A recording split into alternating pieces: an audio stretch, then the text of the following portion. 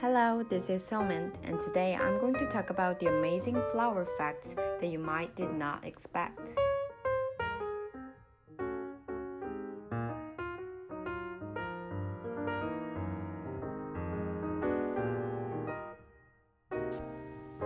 There are four main parts of a flower, and the first one is petals.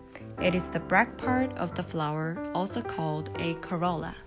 It is the pretty part that attracts the pollinators, like bees and butterflies, with scents.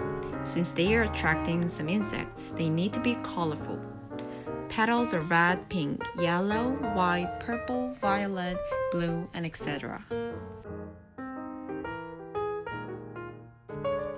Next, it is sepals. They hold the flower upright. It has a peduncle and receptacle.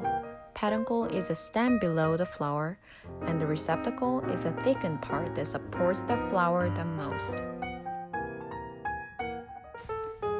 Before we move on to the third major part of flower, let me ask you a question. Do you believe that plants have male and female parts? If you do, you are correct. They do have male and female parts, which are called stamen and pistil or carpels. Carpels are divided into three different sections: stigma, style, and ovary. Stigma has a sticky surface that is essential for collecting pollen.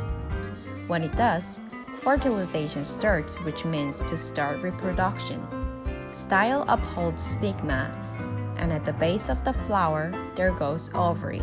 It has egg cells inside the ovules that turn into seeds once it is fertilized. There are pollen grains at the top of the carpels and two tubes. The one that leads all the way down to the egg cells with micropyle is the pollen tube. The last part, but equally important part of the flower is stamen, the male part. Stamen is divided into two different parts, anther and filament. If I were a flower, I would care the anther the most not because it is a sac or head of stamen, but it creates pollen that will be transported to stigma.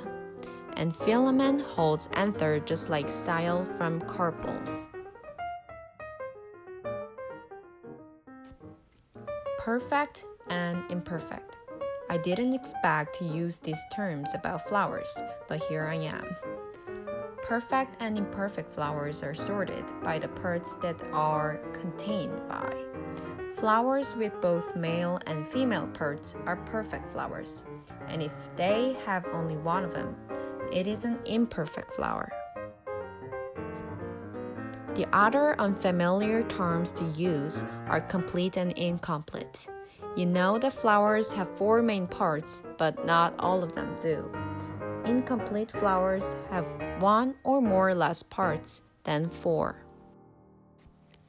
Let's come back to the main question. The seed to fruit part.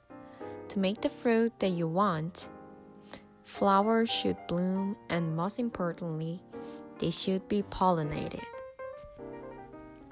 Pollen is created from the anther, then transported to stigma with a sticky surface.